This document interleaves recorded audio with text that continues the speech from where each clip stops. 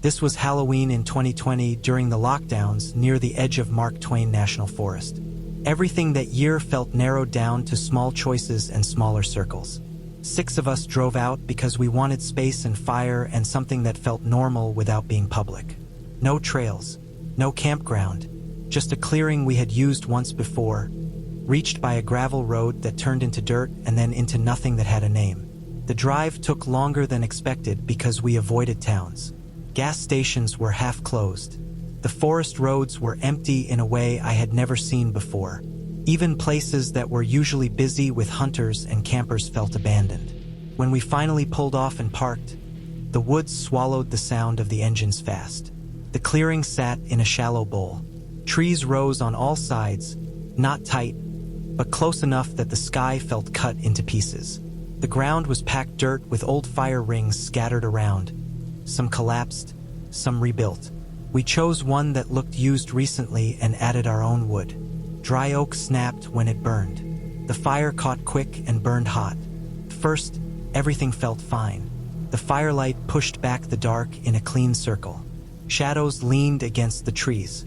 Smoke drifted straight up, then flattened and slid away low, like it hit a ceiling. I noticed that, but did not think much of it. By 9 p.m., the woods were quiet in a way that did not feel natural.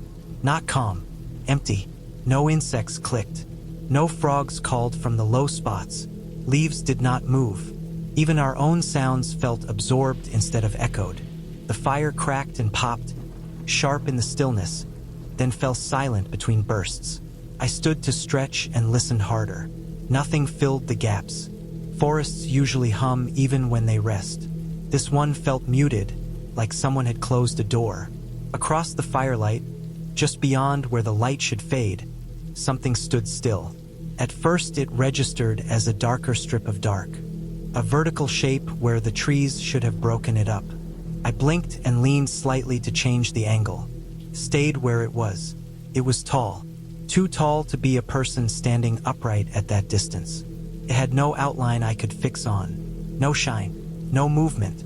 It did not block stars because there were no stars visible through the canopy anyway. It just absorbed light. I told myself it was a tree trunk I had not noticed before. Burn scars can do that. Dead trees stand darker than living ones. I watched for movement and saw none. The fire cracked louder, a pocket of sap exploding. For a second, the light flared brighter and reached farther. The shape seemed closer, not by much, enough to notice. I sat back down and kept my eyes on the fire. Heat pressed against my shins. Smoke stung my eyes. The quiet stayed heavy. Each crack of the fire felt like it reset my sense of distance. Each time, the dark beyond the light felt tighter. I checked the time on my phone. The screen light felt wrong out there. I turned it off fast. When I looked back up, the shape was still there. It had not shifted left or right. It had not swayed. Wind would have moved branches. Nothing moved. I stood again and took a few slow steps around the edge of the light. The ground was hard and cool under my boots. The dirt held the marks of tires and feet from earlier. Beyond the light, the ground vanished into shadow. The shape stayed just outside the reach of fire. I focused on details. Height relative to nearby trees. Width at the base. It did not taper like a trunk. It did not split into branches where I expected. It felt wrong in a way that was hard to explain without naming it, and I refused to name it. The fire popped again. Closer. I could not tell if that was real or just the way fear bends space. No one else moved much. Everyone stayed close to the fire, shoulders hunched, eyes low. The quiet pressed in harder the longer it lasted. My ears rang slightly from the lack of sound. Eventually, the fire began to burn down. Flames shortened. Light retreated. The shape stayed at the edge of what remained. When embers shifted, it seemed to lean forward, but I knew that was my perception fighting the dark. We decided to pack up without making a show of it. Movements stayed slow. We fed dirt onto the fire and stirred it until the glow died. The sudden loss of light made my stomach drop. Flashlights snapped on, beams cutting narrow paths through the trees. The shape did not appear in the beams. That unsettled me more than seeing it would have. Light passed over the spot where it had been, revealing trees, brush, and nothing that matched what I had watched for over an hour. We walked back to the cars together, close enough that our shoulders brushed. The clearing beyond the fire pit looked wrong in the flashlight beams, flatter and wider than it should have. When my light swept the ground near the cars, I stopped. The dirt around the vehicles was compressed, not tracked, pressed down evenly, like something heavy had stood there for a long time without moving. The surface was smooth, darker than the surrounding ground. No boot prints, no tire marks, just pressure. The compression formed a rough oval near the driver's side of my car, larger than a person standing still. Another patch sat near the rear of a different car. They looked old and new at the same time. The edges were soft, not sharp like fresh tracks. I knelt and pressed my hand to it. The dirt was cold and firm. It did not crumble. It felt packed deeper than the rest of the clearing, as if weight had been applied slowly, over hours. We left fast after that. Doors shut too loud. Engines started and filled the space with noise that felt like relief. As we pulled away, I looked back once through the rear window. The clearing closed in on itself as soon as the headlights moved on. The explanation came later, piece by piece, when I forced myself to look for one instead of letting the memory stay raw. The quiet had a cause. A temperature inversion had settled over the low ground that night, trapping cold air near the surface. Insects go still when that happens. Sound carries poorly.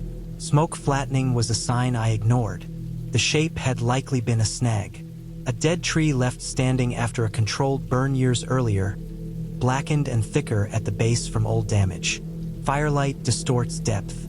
The flare of burning sap can make fixed objects seem to jump closer because the light source shifts, not the object. As for the compressed ground, that took longer to understand. The clearing had been used by logging crews in the past. Heavy equipment parks in predictable spots near access routes. Repeated weight over time compresses soil in a way that lasts for years, especially in clay-heavy ground like that area. The patches near the cars matched the old parking layout when I later compared satellite images from before the lockdowns. We had parked right on top of those compressed zones without noticing in daylight. In the dark, with fear already working, they felt new and purposeful. Nothing had stood there watching us. Nothing had moved closer. The woods had been still, and we had filled the silence with our own tension. I still think about that night when October comes back around.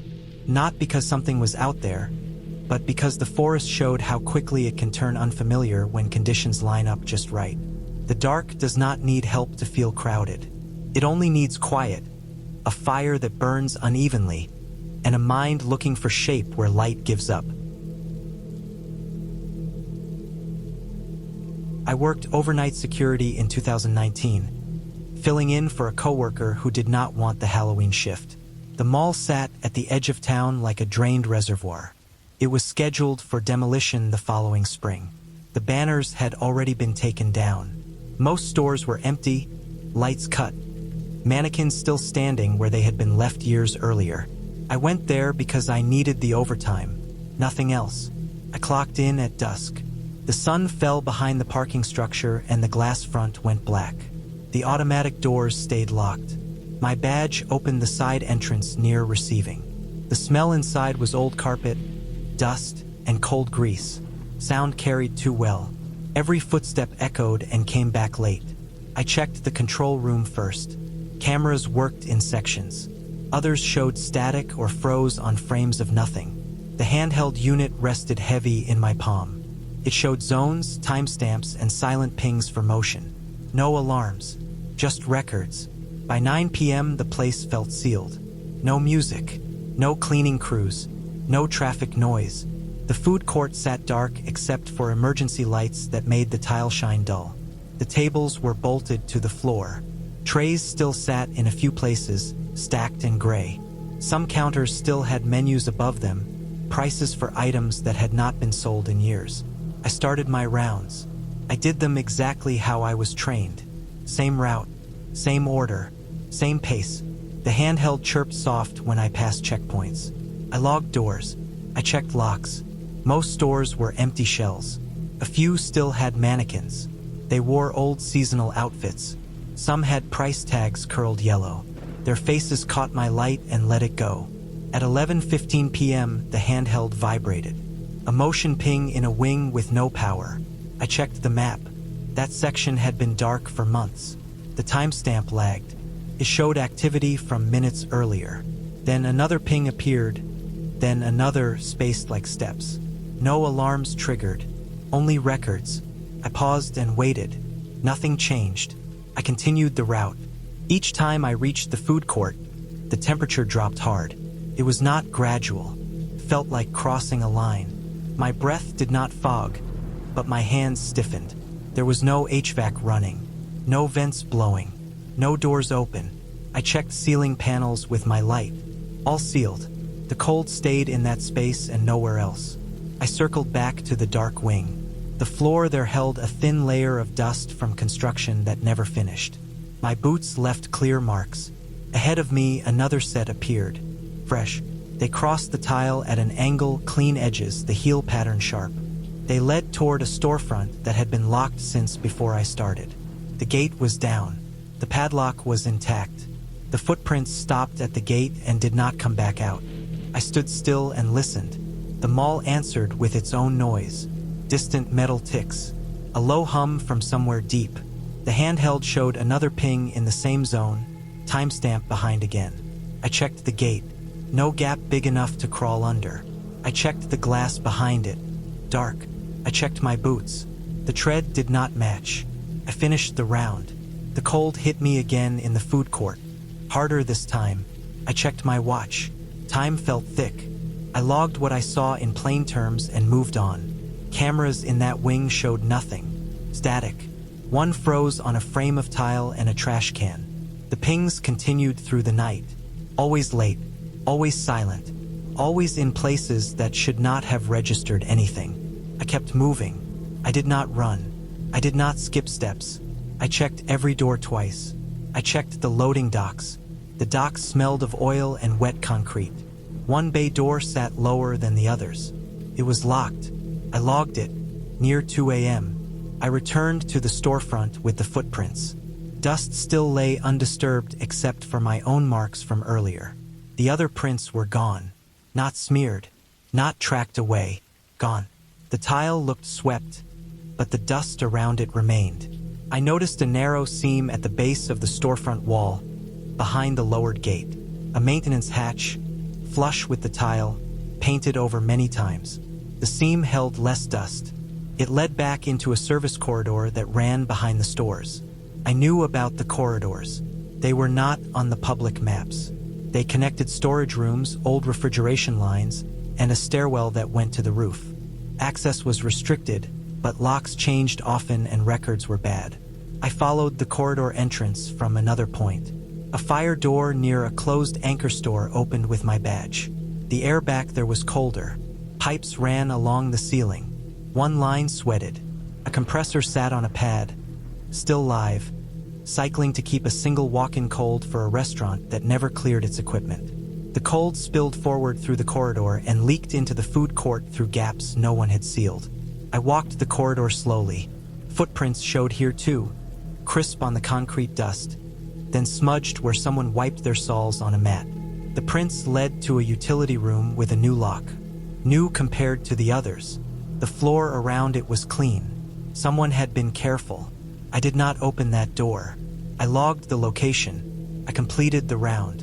The pings stopped near 4 a.m.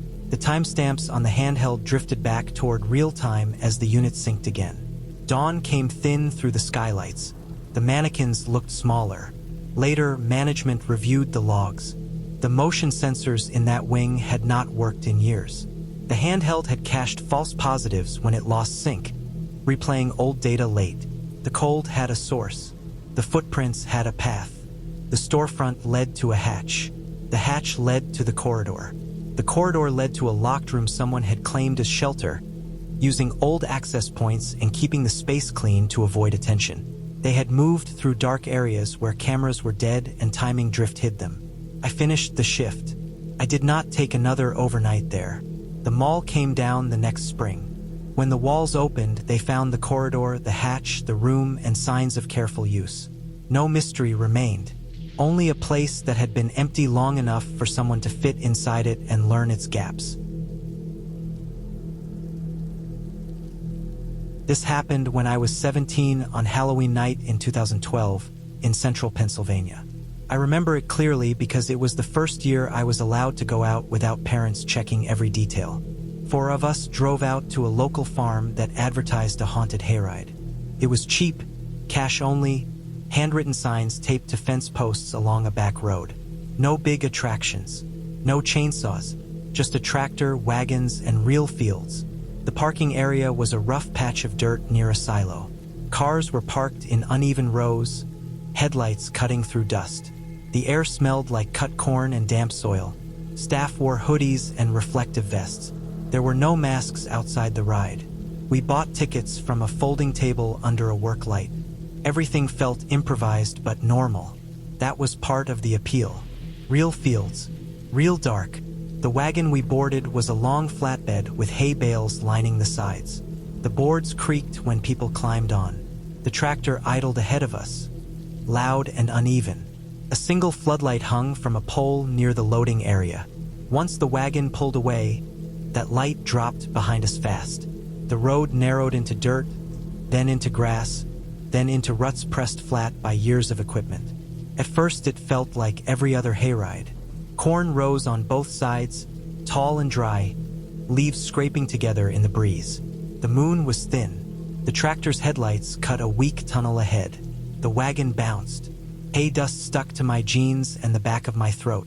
People laughed and shifted their weight to stay balanced. Somewhere behind us, the farm lights faded out until there was nothing but the sound of the engine and the corn. About halfway through, the tractor slowed. It wasn't dramatic, just a steady loss of speed. The engine sound dipped. The wagon rolled on its own momentum for a few seconds. The driver made a wide correction and then another. We passed a break in the corn where a service road should have been. The tractor did not turn. The engine shut off. The sudden quiet made everything feel larger. The corn sounded louder without the engine. Wind moved through it in waves. The wagon rocked once and settled. At first it felt like part of the ride. That assumption lasted a few seconds longer than it should have. Time stretched. The tractor stayed off. No lights came on. No staff approached from the fields. The corn around us was not part of the tour. There were no carved paths, no reflective tape, no hidden speakers, just rows that went on into dark. We waited. I checked my phone, but there was no signal. The screen light felt too bright, so I turned it off. I could hear breathing around me, people shifting on hay bales. Someone coughed. The tractor remained still. After several minutes, the mood changed. The waiting stopped feeling planned. Nothing happened to reset it. No sound from the driver. No radio crackle. The corn stayed the same. The darkness felt thicker because our eyes had adjusted and still found nothing. That was when I noticed movement at the edge of the light the tractor had left behind. Not a shape, just a change in how the darkness pressed against the wagon. Heavy steps moved through the corn. Stalks bent and did not spring back right away. The sound circled us at a distance that felt measured. The steps were slow, not rushed. They came close enough that I could hear leaves brushing against fabric. I could hear breathing, low and steady, closer than the steps suggested. It was not exaggerated. It sounded like someone trying to control it. The movement made a full circle around the wagon. No one touched us. No hands reached up. The wagon stayed still. The sound passed behind me, then to the other side, then back toward the front. Paused near the hitch. The breathing stayed close, almost level with where my head was. I kept my eyes forward. Looking into the corn felt worse than staring into open dark. My heart beat so hard it made my chest ache. The hay beneath me shifted as someone leaned away from the edge. The wagon creaked softly. The steps continued. Another slow circle. Each pass felt closer, but the distance never changed. Whoever it was stayed just out of reach, just out of sight. No laughter, no sudden movement, no signal that this was meant to scare us as part of the attraction. Minutes passed that felt longer than the ride had taken to get there. The cold crept in once the adrenaline settled. My hands went numb against the wood rail. The breathing moved again, closer to the back corner of the wagon, then stopped. The tractor engine turned over. The sound broke the tension like a snapped wire. The breathing stopped at the same time. The steps retreated into the corn without hurry. The headlights came on. The driver did not turn around. The tractor pulled forward and did not slow again. The rest of the ride passed without incident. No actors appeared. No scenes played out. The wagon rolled through another stretch of corn and then back toward the farm buildings. When we disembarked, staff guided people off quickly. No one asked questions. No one offered explanations. The driver climbed down and walked away without looking at anyone. We left soon after. The drive home felt longer than usual. The road was empty. The radio stayed off. No one laughed it off. We did not try to make sense of it out loud. 2 weeks later, the farm shut down permanently. The reason given was insurance issues. A notice appeared on the gate. Equipment was moved off the property. Signs were taken down. The fields were harvested early. Years later, I learned what likely happened. The farm bordered several private properties. One of the access roads cut through a corner of land that was not included in the event permit. The tractor had missed the marked turn and entered an area where the owners had been dealing with repeated trespassing. They were known to patrol their fields at night during harvest season to deter theft and vandalism. The person circling the wagon was not an actor. It was likely a landowner or farmhand responding to movement and noise in a part of the field where no one was supposed to be. They did not approach because they could not see clearly who was on the wagon. They stayed close enough to assess, close enough to be heard, but far enough to stay safe. When the tractor restarted and moved back onto permitted land, they withdrew. The shutdown made sense after that. A misroute into unapproved land created a serious liability issue. The lack of explanation was not mystery. It was avoidance. A simple mistake put a wagon of teenagers into the middle of someone else's dark field on Halloween night. What stayed with me was not the fear itself, but how controlled it felt. The pacing, the restraint, the decision to circle without contact. That meant awareness. That meant intent. It meant someone was close enough to choose not to touch us. I never went on another haunted hayride. Not because of what I imagined, but because of what I later understood. We were not part of a show. We were an accident in the wrong place, surrounded by someone who did not expect us and did not want to be seen. I had not been inside my old house since 2004. Almost 15 years had passed, long enough for the place to belong to someone else in my mind. When I heard it was being sold again, something in me tightened.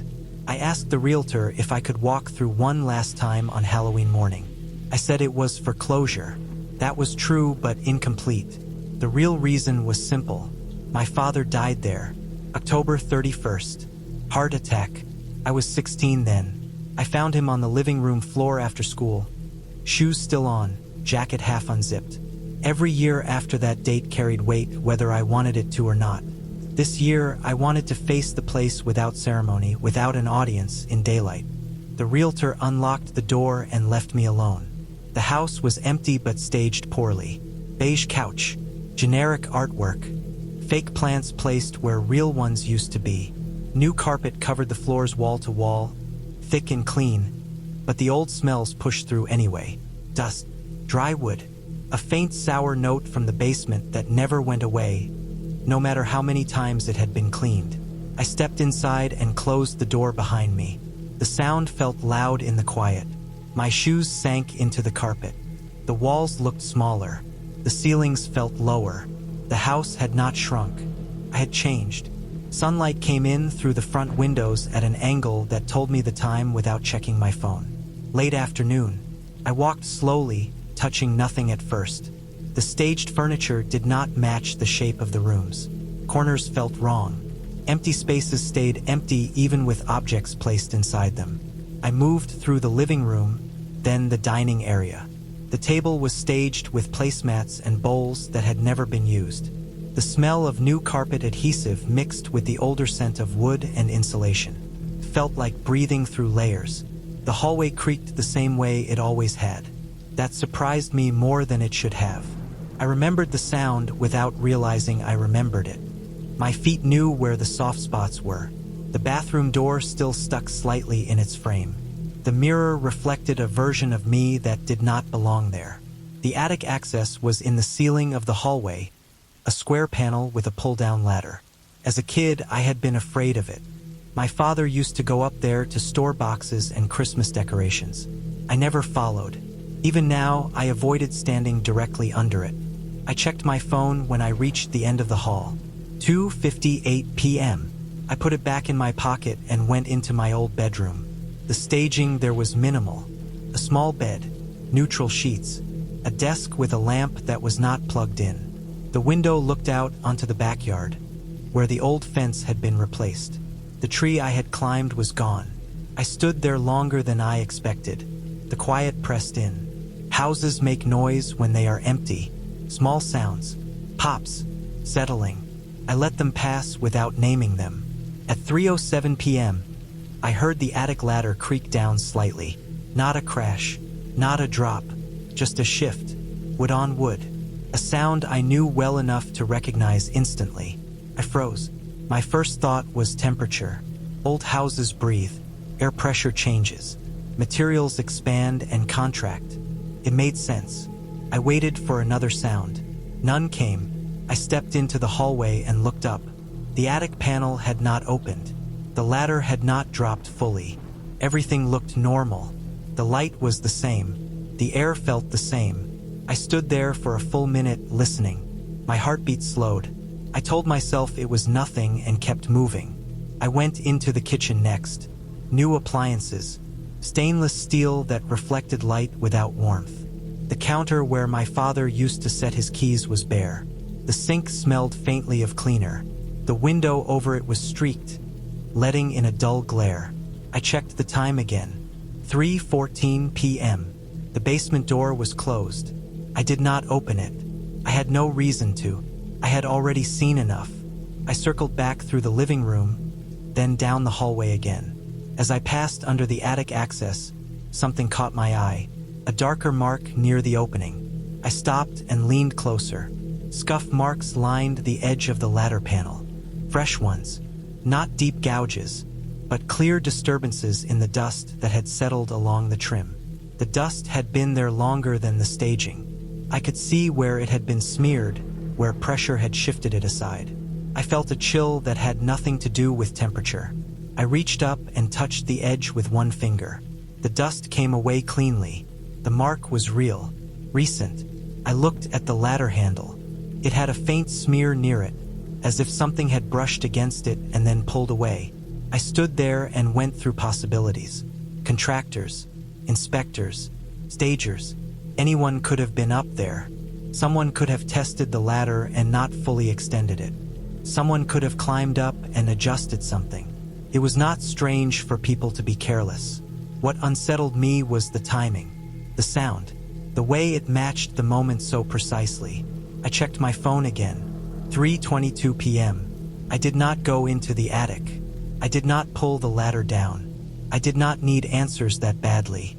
I took one last look around the house, slower this time, and then walked out the front door. The air outside felt sharp and clean. Leaves scraped along the sidewalk in the breeze. A neighbor walked a dog down the street. The world moved on. I got into my car and started it. The radio came on, louder than I expected. I turned it off and glanced at the dashboard. The clock read 3:07. I frowned and tapped it lightly, assuming it had lost power at some point. I drove away without adjusting it. Over the next few days, I noticed the clock stayed there. 3:07. I reset it twice. Each time it drifted back. Not immediately, over hours. Sometimes overnight, always returning to the same time. I took the car to a shop. They checked the battery, the wiring, the fuse tied to the clock. Everything tested fine. They reset it again. It held for a week, then slipped back while the car sat and used in my driveway. Eventually, I replaced the head unit. The new clock worked normally. The problem stopped. Months later, I learned that the house had a known issue with wiring in the attic. Old splices, unlabeled junctions, voltage fluctuations that caused minor surges when temperature changed quickly. The ladder mechanism ran close to those lines. The house inspection report mentioned signs of recent access to the attic, likely for assessment. The timing made sense too. Late afternoon sun warming the roof, materials shifting, a slight drop of the ladder as wood expanded and settled. Enough to make noise, enough to disturb dust. As for my car, the explanation was simpler. The battery terminal had been loose enough to cause brief power loss when parked on an incline. The car's system defaulted to the last stored time when power cut in a specific way. That time happened to be 3:07, when I had last fully shut the car off before entering the house. Nothing supernatural had happened. Nothing followed me. Nothing watched me from above. What stayed with me was the alignment of ordinary failures and ordinary grief. A house settling, a clock glitching, a date that already carried meaning. The mind connects dots when they line up cleanly. I do not go back to that street now. I do not need to. The house is just a structure with aging materials and bad wiring. My father died there because bodies fail when they do. October 31st is only a day. Still, I remember the sound of the ladder shifting at 3:07 p.m.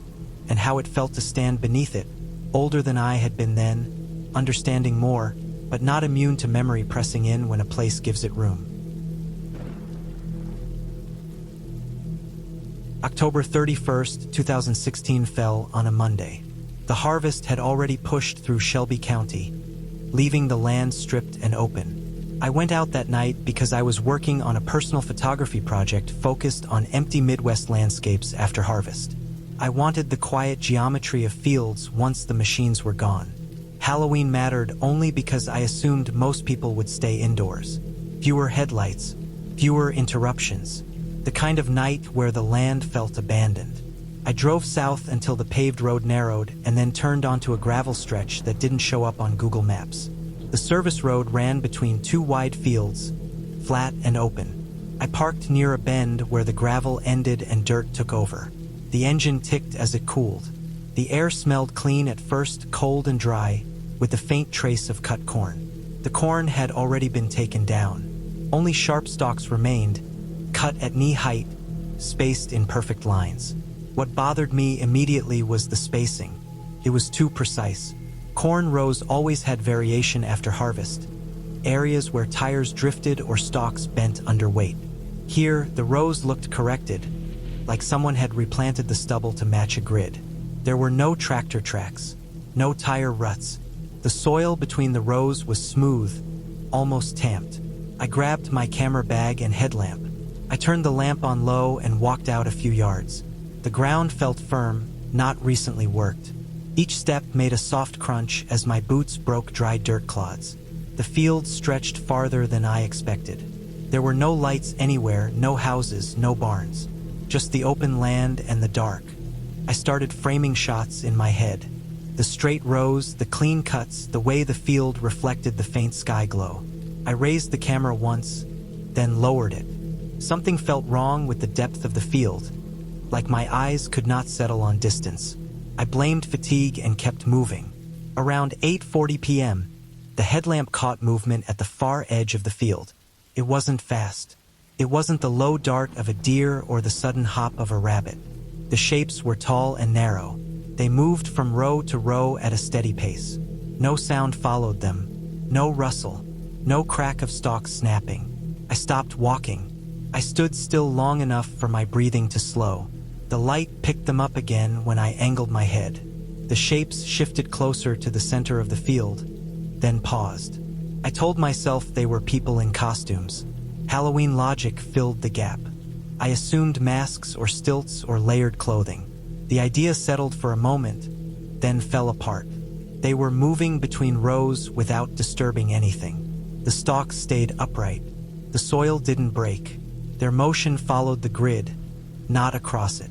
The headlamp beam caught the outline of one shape long enough for me to see the height relative to the rows. It was taller than a person should be in that field. The shoulders were narrow. The head shape was long. I turned off the headlamp. Darkness swallowed the field. I stood there with my hands at my sides, listening. There was no wind, no insects. The silence pressed inward, heavy and complete. I walked back toward the truck without turning around. Each step felt loud. When I reached the tailgate, I set the camera bag down and tried the door. It opened with a hollow creak. I slid into the driver's seat and turned the key. The engine didn't catch. I tried again. The starter clicked once and stopped. The dashboard lights stayed on. The radio worked. The truck smelled like cold metal and dust. I pulled my phone out. Full signal. For solid bars. I opened the map. The blue dot sat in the field, then drifted sideways, then spun. The arrow rotated in slow circles, never pointing down the road. I zoomed out. The road wasn't labeled. The nearest named route blinked in and out as the map refreshed. I tried the ignition again. Nothing changed. That was when the smell came. Started faint, like damp clothes left too long in a basement. Then it grew thicker. Wet fur and soil mixed together, heavy and sour. It reminded me of a dugout animal den, the kind hunters warn you about in winter. The smell drifted through the open window and settled in the cab. I closed the window. The smell stayed. I turned the headlamp back on and stepped out. The light cut across the field again. The shapes were closer. I could see at least 3 now, spaced evenly across the rows. They moved in parallel, stopping at the same time, starting again together. Their feet never broke the line of the rows. The smell was stronger outside. It clung to the back of my throat. I didn't raise the camera. I didn't think about photos anymore. I focused on getting the truck started. I checked the battery cables. They were tight. I popped the hood. The engine bay looked normal. No loose wires. No leaks. The shapes reached the row nearest the truck and stopped. The headlamp showed the lower half of one figure. Dark material covered the legs, textured like layered fabric or brush. The feet rested on narrow boards laid between the rows, barely wider than a boot. The boards explained the silence. They explained the lack of disturbance. Someone had placed them carefully to move through the field without leaving tracks. I backed away from the light and shut the hood. I sat in the driver's seat and waited. My phone still had signal. I didn't call anyone. I didn't know who to call. I didn't want noise. After several minutes, the smell faded. The headlamp beam shifted without my touching it, swinging off the field and toward the road. The figures turned as one and moved away from the truck, back along the grid. Their pace never changed. I waited longer, my hands cramped on the steering wheel. When I turned the key again, the engine caught immediately. The sound felt too loud. I shut the lights off and rolled forward, then turned onto the gravel. The GPS arrow snapped into place once I reached the paved road. I drove until I hit a gas station and sat there until my breathing slowed. I didn't look at the photos on my camera because I hadn't taken any. In daylight, I went back with the county records pulled up on my phone. The field sat just outside a research parcel leased by the state and a private agricultural lab. The service road was used for equipment access and wasn't public. The field had been replanted with corn stubble arranged to test erosion patterns after harvest. The boards between rows were part of a controlled access path to prevent soil disturbance. The figures were contracted workers checking soil sensors at night to avoid temperature variance. They wore insulated suits layered with brush to block wind and scent, a practice borrowed from wildlife management. The smell came from a hog wallow dug near the tree line, recently disturbed and mixed into the damp soil. My truck hadn't started because the battery was failing in the cold. The GPS spun because the area sat near a radio relay tower that interfered with the signal when stationary. Every piece fit when laid out in daylight. Nothing supernatural stayed once explained. I finished the project months later using other fields. I never went back there at night. I still remember the way the rows held their shape in the dark, and how easy it was for ordinary work to look like something else when seen at the wrong hour. We were college kids in 2018 Halloween weekend, the part of the year when the city felt louder and less careful. I was 20, living off campus, sharing a house that always smelled like old carpet and energy drinks. We found the flyer taped to a utility pole near the bus stop, printed on cheap paper, black ink bleeding at the edges. No logo, no names, just a date, a time, and an address in a warehouse district none of us went to unless we missed a freeway exit. That alone didn't stop us. Everything about that year felt temporary. We were used to pop-up parties and unlisted shows. The flyer promised music and a cash bar. That was enough. We dressed without costumes because we assumed it would be crowded and sweaty. Jackets, sneakers, nothing that stood out. 4 of us went together, walking from a rideshare drop-off because the driver refused to pull closer to the building. The street was wide and empty, lit by sodium lamps that made everything look dull and flat. The warehouses were brick and concrete, most with metal doors rolled down and faded company names painted over. The address led us to a building with a single door propped open by a cinder block. Music came from inside, heavy bass that vibrated through the sidewalk. No signage, no line, no bouncer. That felt strange, but not enough to turn back. Inside, the space opened up fast. High ceiling, exposed beams, concrete floor with dark stains ground in over decades. The music echoed in a way that made it hard to tell where the speakers were placed. People filled the room, more than I expected, all wearing masks. Not costumes. The masks were the same style, pale and smooth, covering the full face, with narrow eye slits and small holes for breathing. No paint, no decoration, just blank shapes that reflected light. I noticed the silence next. Not from the speakers, but from the people. No voices rose above the music. No laughter, no shouting. Bodies moved, but mouths did not. It wasn't a rule anyone explained. It was just how it was. We stood near the entrance at first, adjusting to the light and the press of bodies. I tried to tell myself it was performance art, some theme thing I hadn't heard about. Halloween weekends always brought that kind of effort. Still, the sameness of the masks made it hard to read faces. I couldn't tell who was looking at me and who wasn't. Eye contact felt longer than usual because there was nothing else to read. We moved deeper into the space. The floor sloped slightly, and I stumbled once, catching myself on a cold metal railing that ran along a short drop to a lower section. The air smelled like dust and old oil, layered under sweat and something sweet that might have been spilled alcohol. I didn't see a bar. I didn't see bathrooms. I didn't see anyone holding drinks. The music looped. I realized after a while that it didn't change tracks. The same pattern repeated, bass and percussion, no vocals, no build. It made time stretch. My phone had no signal. I checked the battery and slipped it back into my pocket, trying to stay grounded in small habits. I felt watched, not in a dramatic way, in the way you feel it when someone stands too close behind you on a train. The masks made it worse. Every head looked the same. Every movement felt intentional. When people brushed past, they did it without apology or reaction. No one acknowledged contact. After some time that felt longer than it was, one of us gestured toward the door. We nodded and started back the way we came. It took effort to push through the crowd. The music kept pounding. My ears rang. When we reached the entrance, the cinder block was gone. The door was shut. I pulled at the handle. It didn't move. I checked the lock, then the hinges. Nothing gave. I felt heat rise in my face, a mix of embarrassment and something sharper. I looked around for staff, for anyone who seemed in charge.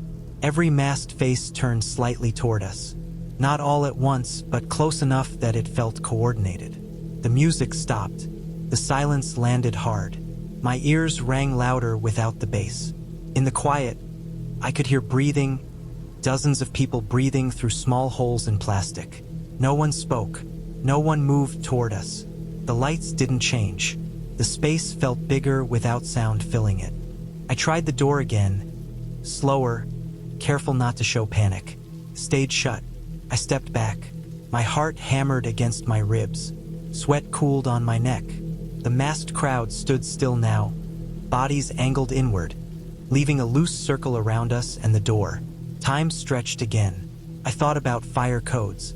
I thought about how many exits a place like this should have. I scanned the walls for another door and saw nothing but brick and boarded windows high above eye level. My mind reached for explanations that didn't help. After what felt like minutes but might have been seconds, there was movement near the door from the outside. The handle turned. The door opened inward. Cold air rushed in, carrying the smell of damp concrete and exhaust. A hand held the door open. The arm was bare, no mask visible. The person stayed outside the frame. The crowd didn't move. We didn't wait. We went through the door, back into the night, shoes slapping pavement, lungs burning as we walked fast until our steps slowed on their own. The door closed behind us.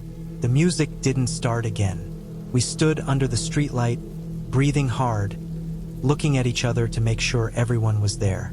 No one followed. The building went dark. No sound came from inside.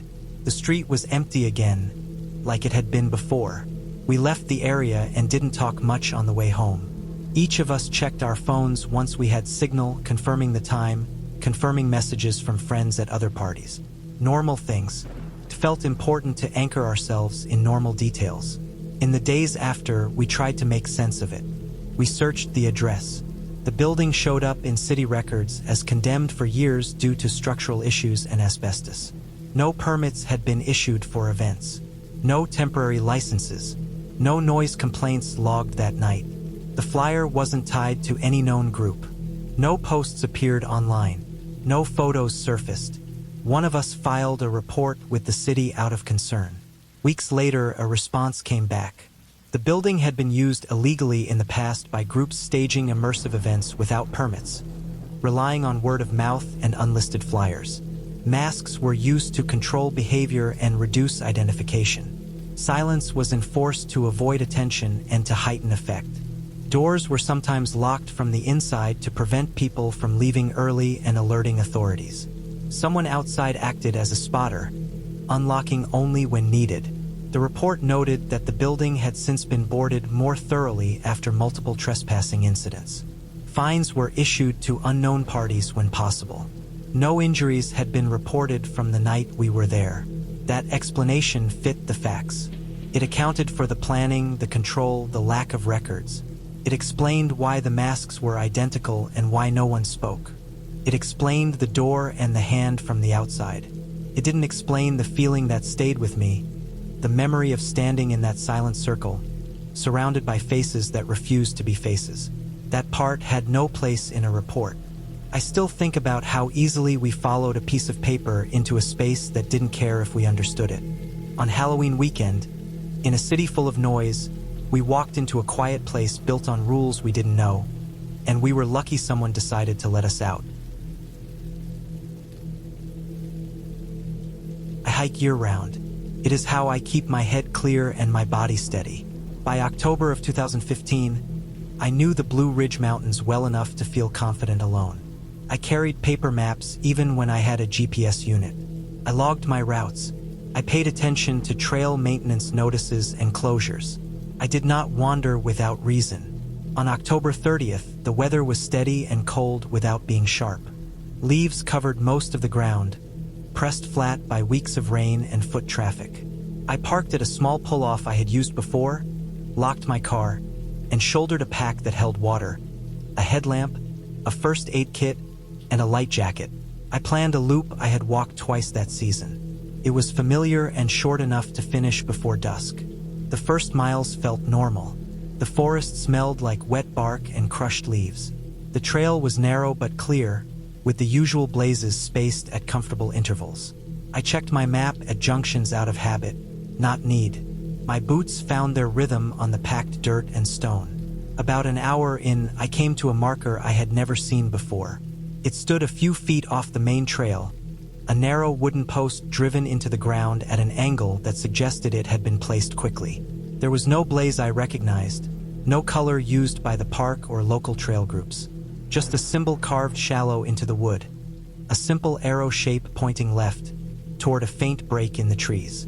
I stopped. I unfolded my map and traced my finger along the printed lines.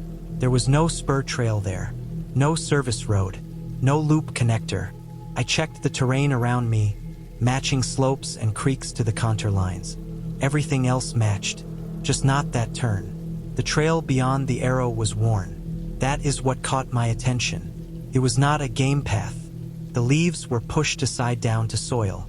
Boot prints marked the ground, heel and toe clear enough to read the tread. The width was consistent, not wandering. Someone had walked it often and recently. I told myself it could be unofficial. Hunters sometimes cut paths. Maintenance crews made temporary routes. I stood longer than I should have, weighing curiosity against routine. I had time. The light was good. The weather was stable. I decided to follow it a short distance, no more than a few minutes, just enough to see where it went. The trail dipped immediately, shallow but deliberate, as if designed to move water away.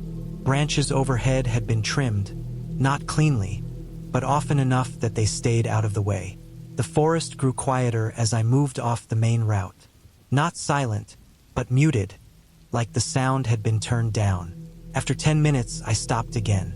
I looked back the way I had come. The opening to the main trail was already harder to see. Leaves clung to my boots. The air felt still. As I continued, I noticed the trees. At first, it was just a sense of pressure, of the path narrowing without actually shrinking. Then it became clear. Trunks leaned inward on both sides, not fallen, not broken, but grown at slight angles toward the center. Their bases flared where roots pushed against soil that had been compacted over time. Bark showed smooth where in places where packs or shoulders had brushed past. This was not random growth. This was a corridor shaped by repeated movement. I felt watched, not in a dramatic way, but in the way you feel when you realize you are not alone where you expected to be. I stopped again and listened. I heard my breathing, my pulse in my ears, the distant call of a bird. Nothing else. I turned back. My boots sounded loud on the way out. Each step pressed leaves down with a damp crunch. That was when I heard footsteps behind me. They matched mine in timing and weight. When I slowed, they slowed. When I stepped over a root, there was a pause, then the same motion repeated. I stopped completely. The footsteps did not. They took 2 more steps, then another, steady and measured, closing distance I could feel in my shoulders. I did not run.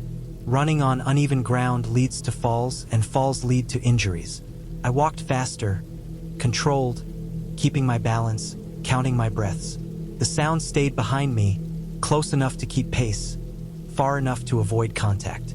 No branches snapped, no leaves scattered wide. Whoever it was knew how to move there. The main trail came into view, brighter and wider. As I stepped onto it, the footsteps continued for several seconds more, then stopped abruptly, as if a line had been crossed. I did not turn around until I was well clear, heart hammering, hands shaking as the adrenaline drained. I did not finish my loop. I returned to my car by the most direct route, scanning the woods on both sides, listening hard. I saw no one. I reached the pull-off, unlocked the door, and sat inside with the engine running longer than necessary before driving away. That night, I wrote everything down while it was fresh. Times, directions, distances, the symbol on the marker, the way the trees leaned, the sound of the footsteps and how they behaved. I slept poorly and woke early, mind replaying details without rest. The next day, I went back in daylight. I did not hike alone. I met a friend who also hiked often and trusted my judgment. We returned to the same pull-off and walked the main trail together. When we reached the spot where the marker had been, it was gone. There was no post, no hole, no disturbed soil. Leaves lay undisturbed across the ground. The faint break in the trees was still there, but the arrow that had drawn me in was not. We followed the worn trail anyway, cautiously, marking our path with bright tape so we could retreat without confusion. The corridor was still there. The trees still leaned. The ground still bore prints, though fewer now, older, softened by weather. After a mile, the path widened into a clearing hidden by the slope. There were signs of use that had nothing to do with hiking. Flattened earth, fire scars filled with ash and debris, empty food wrappers buried shallow, spent shell casings scattered near a log used as a seat, a tarp folded and left behind, its edges frayed. It was a camp, used and abandoned, positioned just off official routes to avoid attention. The path had been shaped by people moving in and out repeatedly, carrying gear, cutting branches, pressing the same lines into the ground. The trees had grown around that movement, adapting slowly to the pressure. We found another trail leading away from the clearing, narrower and rougher, heading deeper into the forest. We did not follow it. We took photos, marked the location on the map, and left. I reported what we found to the Park Service. Weeks later, I received a brief update.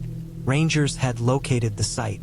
It had been used by a small group operating without permits, possibly for poaching or other illegal activity. The unofficial marker had been placed to guide those who knew to look for it and removed when no longer needed. The person I heard had likely been there to make sure I did not reach the clearing alone. The explanation fit the facts.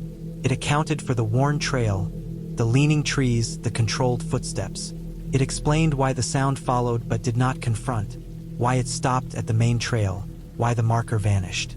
I still hike. I still trust maps more than signs.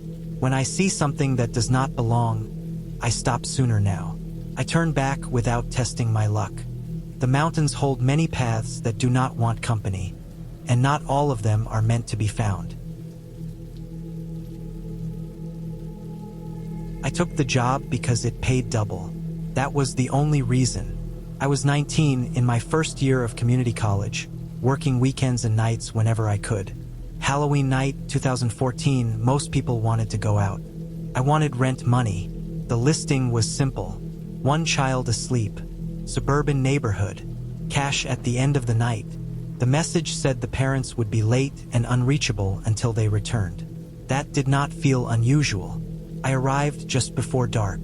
The neighborhood looked planned and quiet, the kind with matching mailboxes and sidewalks that curved the same way at every corner.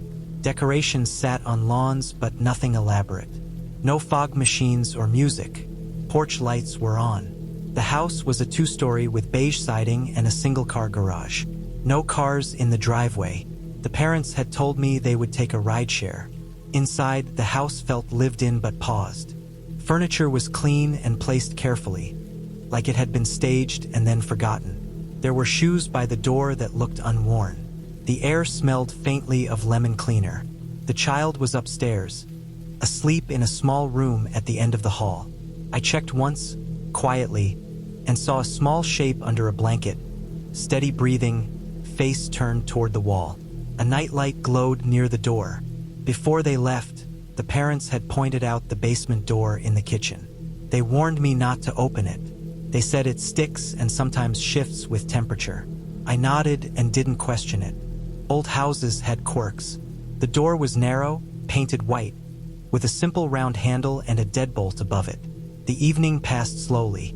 Trick-or-treaters knocked until around 9. I handed out candy from a bowl left on the counter. I kept the lights on and the door locked between groups. The house stayed quiet except for the hum of the refrigerator and the soft tick of the wall clock. Around 10, I heard movement below me. It came from the direction of the basement door. It was not loud. It was slow, drawn out, like something heavy being shifted across concrete. I froze where I stood, listening. The sound stopped. I told myself it was the house settling, heat turning on, pipes. I moved closer to the kitchen. The sound started again, longer this time, with a scrape at the end that made my teeth tighten. I stood still, counting seconds. The clock ticked. The refrigerator clicked. The movement continued, steady, patient. I walked to the basement door and placed my hand on the handle without turning it. The metal was warm, not room temperature, not from a draft. Warm like skin heat transferred and held. I pulled my hand back and stared at it, waiting for the feeling to make sense. The deadbolt was locked. I checked it twice. The handle did not turn. The movement below paused, then resumed, closer to the door now, a slow drag that stopped right beneath me. I backed away and stood in the living room, heart pounding, ears straining. I watched the staircase that led up to the child's room, half expecting to see movement there too. Nothing changed. The house held its shape. I stayed awake, sitting on the couch with my phone in my hand, watching the time crawl forward. The movement below came and went in waves, never rushing, never fading completely. I did not open the door. I did not call anyone. I did not want to be the person who panicked over nothing and lost a job that paid double. Midnight passed. The neighborhood went quiet. Porch lights turned off one by one. The sounds from the basement stopped altogether around 1. The handle cooled slowly when I checked it again, still warm enough to notice, then not. The parents never came home. By 3 in the morning, my phone battery was low. I sat at the kitchen table, staring at the basement door, waiting for footsteps on the porch that never came. To 5, the sky lightened. Birds started up. The house looked ordinary again in the gray light. I went upstairs to check on the child. The room was empty. The bed was made tight, corners tucked clean, the blanket smooth. The nightlight was still on. The air was cool. There was no sign anyone had slept there. I left the house and sat on the front steps until my hands stopped shaking. Then I called the number I had been given. It did not connect. I waited another hour and called again. Nothing. When I contacted the police, they arrived with keys of their own. They searched the house room by room. The basement door opened easily for them. It did not stick. The stairs led down to an unfinished space with bare concrete and exposed beams. There were signs of use. Drag marks across the floor. A mattress pushed against a wall. Empty bottles. Food wrappers. A space heater plugged into an extension cord that ran up through a gap near the door. The officer told me the house had been empty for months. For closure. Utilities kept on to avoid damage. No legal occupants. No record of a family living there recently. The explanation came together in pieces over the next weeks. The job listing had been part of a scam. People posing as homeowners rented out empty houses by the night, using stolen photos and fake names. The child I saw had been a recording, a baby monitor loop placed under blankets to sell the story. The warmth on the handle came from someone living below, holding the door shut, waiting for the house to clear so they could move freely without being seen. The parents never came home because they had never been there. I got paid nothing. I stopped taking last-minute jobs. On Halloween now, when houses look dressed but quiet, I notice which lights never change and which doors stay too warm.